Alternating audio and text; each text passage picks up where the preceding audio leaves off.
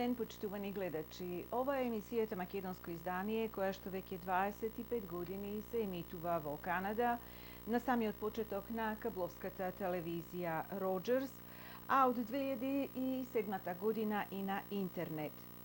Македонско издание е програма што професионално ве информира за поважните настани во Торонто и околината, како и ве забавува со наша македонска музика.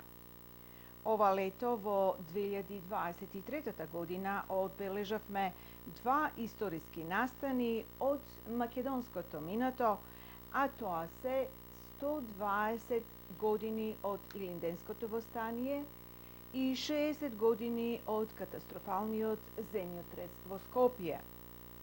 По повод истите, соодветни свечености беа одржани во нашата земја, како и во македонската дијаспора насекаде низ светот. Исто така, на 10 јули годинава, во организација на канадското македонско место, во Торонто се одржа 79-тиот голф турнир, наречен Macedonian Open, најстариот голф турнир во Онтарио.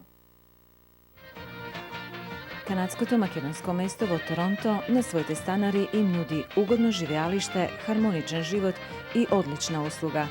Побарете ги на 416-755-9231. Ова 2023 година исто така беше значајна за одбележувањето на 100-та годишница од раѓањето на македонскиот поет Ацо Шопов. Творештвото на овој наш еминентен автор стана интерес на познатиот лингвист Кристина Крамер од Торонто, која е професор на словенски и балкански јазици при Универзитетот на Торонто. Професор Кристина Крамер за време на 25 годишното постоење на емисијава Македонско издание била многу пати наш гостин и драго ни е што имавме можност да разговараме за нејзиниот последен проект превод на дел од поезијата на Ацо Шопов. Почитувани гледачи, имаме чест да разговараме со професор Кристина Крамер овде во Торонто. Овој пат ќе зборуваме за нејзиниот последен проект, а тоа е преводот на дел од творештвото на нашиот познат македонски автор Ацо Шопов. Christina, how did you get interested in Ацо Shopov's work? Okay, I will answer this at some point. If you want me to say something short in Macedonian, I'm happy to do that too. But I actually didn't know very much about Ацо Шопов, but when I was working in Skopje in 1982, I went to the Institute za Makedonski Jazyk, and they told me when I got there, nobody's going to be at work today because Ацо Шопов died. And that was the first time I ever heard his name. In 2020, I got an email from Yasmina Shopova asking me if we could talk about a translation of poetry of her father's. And we had a Zoom call. Remember, this is in the middle of lockdown. And I said to her, I can't translate poetry. I translate Macedonian. I love translating novels. I read poetry. But to translate poetry takes a very special set of skills. She came back to me and she said, well, who would you suggest that you could work with? And I knew Raleigh Graw, who was a doctoral student in the Slavic department when I got here over 30 years ago. And Raleigh and I became friends, and he's become a very, very excellent translator. He lives in Slovenia. And he translated an award-winning book of the poetry of Baratinsky, which is actually right there on my bookshelf. And I told Yasmina about him. I also suggested some other people who have translated Macedonian poetry, but more modern. And Yasmina thought that Raleigh and his poetic translations of Baratinsky had something in common with the spirit of Ацо Šopov's poetry. The problem, of course, is that Raleigh knows Russian and Slovenian, and he doesn't know Macedonian. I know Macedonian and translating prose, but I'm not sure about translating poetry. So we thought we'd experiment. I would translate the poem. Well, first I would mark where all the accents are so Raleigh could hear the rhythm of the poem. Then I put interlinear explanations of what the words mean, their history, grammatical structures, all these sociolinguistic comments about the words, and then I'd produce a prose translation. Raleigh would take all of this and produce a first poetic translation, and then over the internet would write back and forth with comments. To bring everything together. There's a lot that has to come together, but it's interesting because a lot of poetry is translated as a collaboration. Because what you need to know to translate poetry, you need to know more than language. You need to know poetic form. You need to know the history of poetic forms, so you know the age in which someone is writing. And you need to have a native speaker's knowledge of English, because to translate some of these poems, and if you use the wrong register in English, the poems sound very silly. And so it took both of our experiences as translators, both of our experiences as lovers of poetry, it took Raleigh's very special skills and knowledge and sensitivity to translating poetry, and it took my knowledge of Macedonian. And then it took Yasmina's very critical eye. So it was something very, very special. So now the book is in preparation and will be for sale in November. Yes. And these 3 years, how many poems exactly did you translate? Okay, first of all, it's 3 years. And the book, which is going to be called The Long Coming of the Fire, named after one of the poetry cycles. And because the fire is sort of the poetic spirit, among other things, for Atza Shopov, it's his life's poetry, which is also the long coming of the fire. We translated over 75 poems, and then in that we also included the translation of his essay 517, Zapeti 17, and we also have an introduction that we wrote, and we also have, Yasmina Shopova wrote a beautiful forward to the book, and then we have some notes to the poems in the back. So we would be very curious to hear one of the poems that you translated, but you're going to read it in Macedonian and in English. Which one? Okay, well, would you allow me August? It's a little longer. Not a problem. Because it's almost August, and one of the things I wanted to talk about today was the 60th anniversary of the Skopje earthquake. Yes, we will talk about that. This poem, August, was written shortly after. It was written, I believe, in September, August or September of 1963. Yes. So don't laugh at my Macedonian, but here we go. Август. Ležam pod stebluto na nokta, vo avgust, što umira i peje, so cvet od pepel na zgasnata groza. Od čeloto kako od crnica na babrvuva i mizreja, od grozdovi zvezdenata loza. Ležam vo nokta na avgust, za zemlja prikovan so teme. Da li će dodržat, da li će me zaprat, ovije neumorni vojni od bilje i seme, od trevi, koreni i paprat. Leži i čekaj tuka. Nepodvižen, karposan leži. Što ako nokja te pije? Što ako vetar te šiba? Ribarite na tvoj pogled pleta nevidljivi mreži, vo beznata na tvojeto čekanje sonuva zlatna riba. Ležam i znam, Avguste i sesi meni, zlatnite zrna na grozdo koedri zenici gasnat, temnoto polnokno sonce patuva kon svojot zenit, a jas ostanuvam zaroben vo trevi i so paprat srasnat. That's a great Macedonian. Now the English version. August. Beneath the tree of night I lie in August, which is dying and singing, in a flower of ash from the burned out horror.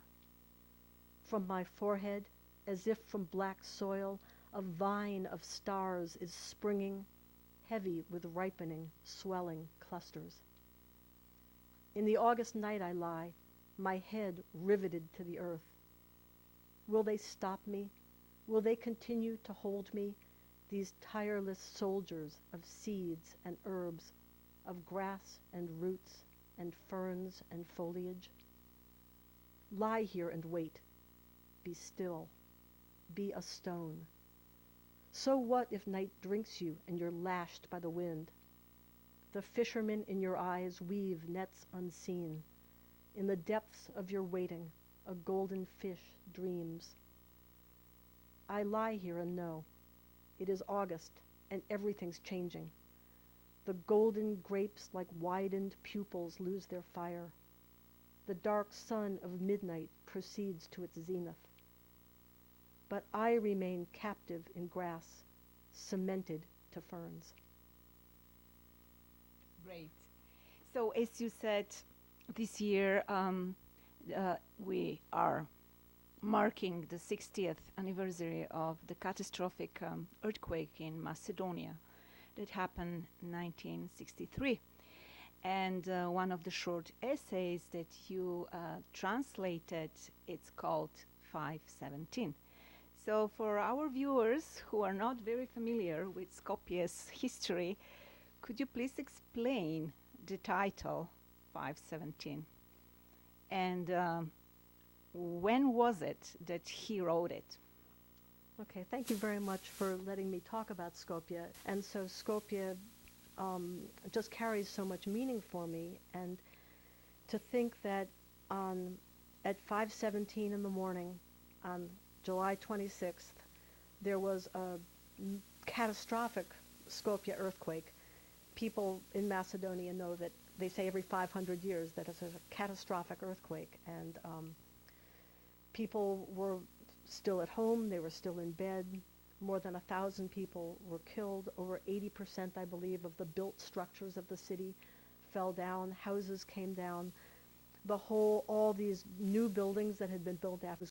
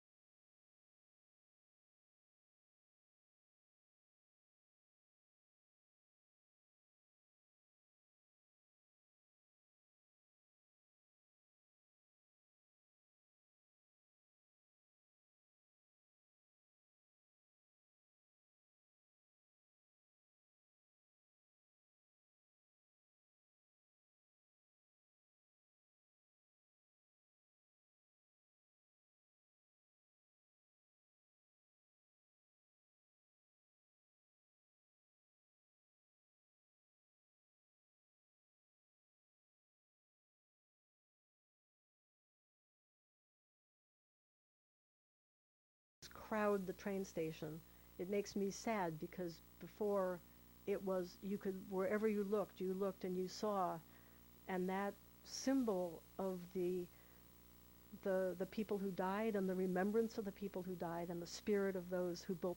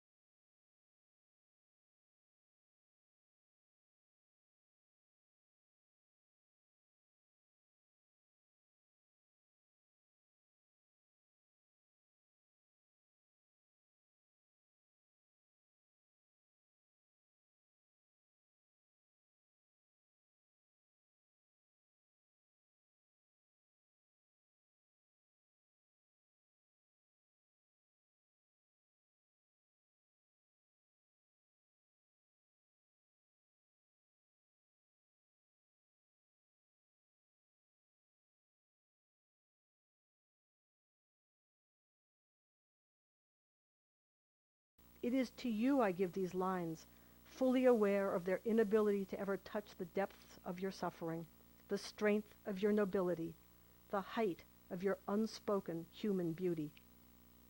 For this city is not its streets and squares, its beautiful and ugly, the lines of its old and new architecture, which the Vardar River divides like a watershed between 2 pages of history.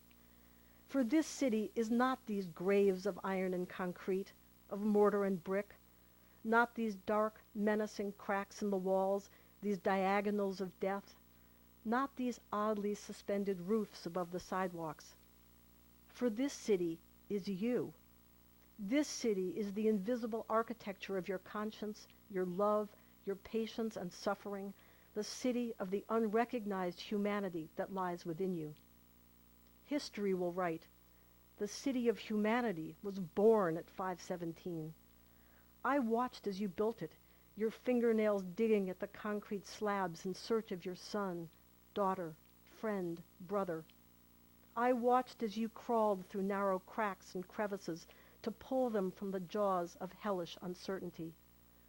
I watched as with your own breath you breathed life back into girls and boys disfigured by this monstrous clash of life and death. I saw you exhausted, pallid, and spent from sleeplessness, from keeping vigil, from grieving for the wounded, for the dead. I watched as you stretched the boundaries of life even beyond known human strength, and bit by bit took power away from death. I watched you in the ruins, on the pathways, in the shelters, living between possibility and impossibility. This city was born at 517 on that terrible morning when the earth roared with a roar of destruction. Its towers of humanity did not rise in institutes of urban planning. Its streets of love were not painted on canvas in closed studios. Its houses of compassion and human understanding are not the fruit of some touching poetic imagination. This city of your new humanity was born at 517. O you who emerged from the ruins, from the terror and the horrors, who climbed to the summit of pain, who shone forth in all your beauty and set your pain alight with the fire of birth, I hear you calling. Poets, masters of the word, architects of humanity and solidarity, forge new words for the concepts of understanding and love, of help and brotherhood, of the oneness of human concerns, of life without fear and disaster. At 517, the city of the future was born. Thank you, Christina. It's really beautiful, the essay and the translation. Now, this year, as we said, we're celebrating 100 years since this very famous author, Macedonian author, was born. And you went to Europe. There was an event. Tell us a little bit about that. Well, Yasmina Shopova has just been a remarkable organizer in honor of Atso Shopov's work. One of the big events was World Poetry Day, was celebrated at UNESCO with an international event in honor of Atso Shopov. This year, other translations have come out of Atso Shopov. This year, a volume of translations into Polish, and a Tunisian author translated a volume into Tunisian Arabic, and Raleigh Gra and I were there for the translation of the book in English. There were events, there were speakers throughout the day, there were panels of discussions in Paris. In the UNESCO building, there were people talking about his work, people who study him, scholars from Macedonia. There were people from Senegal, where Shopov had been ambassador. There were people from numerous countries of Europe. It was really a remarkable event. And then in the evening, there was a musical and poetic performance where there was, and I'm embarrassed that I don't have the brochure with me, so I can't say their names, a Macedonian and a Parisian actor who read lines of the poems in French and in Macedonian, and there was a musical group, a flautist and a guitarist, and projections on a screen of translations in all these languages were flashing as these were reading. And then different translators stood up and read excerpts from the poems from the audience. And so it was a really remarkable and beautiful event. That's great. Later this year, you also go to Macedonia to Struški večerina poezijata. You were invited, and what is happening? What will be happening then? Well, for those of you who don't know the Struške večerina poezijata, I don't remember if it's poezijata or poezija, but the Struga poetry evenings, Aco Šopov was instrumental as one of the founders of the poetry events. This is one of the oldest and largest international poetry festivals. Poets are honored for their work. Every year, the Golden Wreath is awarded to that year's poet laureate. This year, it's the second time a Macedonian poet, Vlado Urošević, is the winner this year of the Zlatan Venac. The only time I was there before was when Blaža Koneski won the Zlatan Venac. This year, there's also going to be a special event in honor of Aco Šopov's centennial, and Raleigh Graw and I will be there talking about the English translation of the book. Well, Professor Kramer, thank you very much. We're always very pleased for the work that you do for our Macedonian community here in Toronto and widely everywhere in the world. All Macedonians are proud of you. Thank you so much. And I just want to say what an honor it is for me to be able to mark this event, to let people know that I remember this terrible anniversary of the Skopje earthquake, and also to honor this remarkable poet whose work I hope now in our bilingual edition, so people will be able to read the Macedonian and English together, we'll learn more about this remarkable poet. Thank you. За професионално дизајнирање на веб сајтови по поволни цени барајте ги TJ Hosting. А сега следуваат неколку информации за сите врсти на животно осигурување, осигурување за критични болести, осигурување за вашиот кредит за куќа, инвалидско и здравствено осигурување и осигурување кога патувате, јавете се на 647 977 0233. Јас ќе ви помогнам да го одберете најдоброто и најповолното осигурување за вас.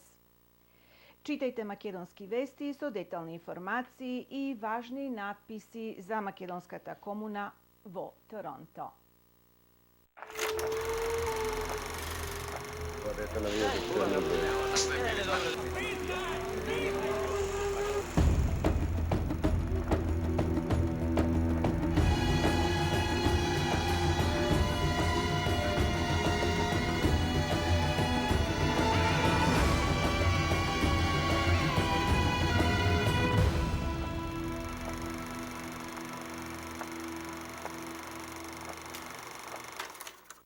Ете, почитувани гледачи, тоа беше се во оваа емисија.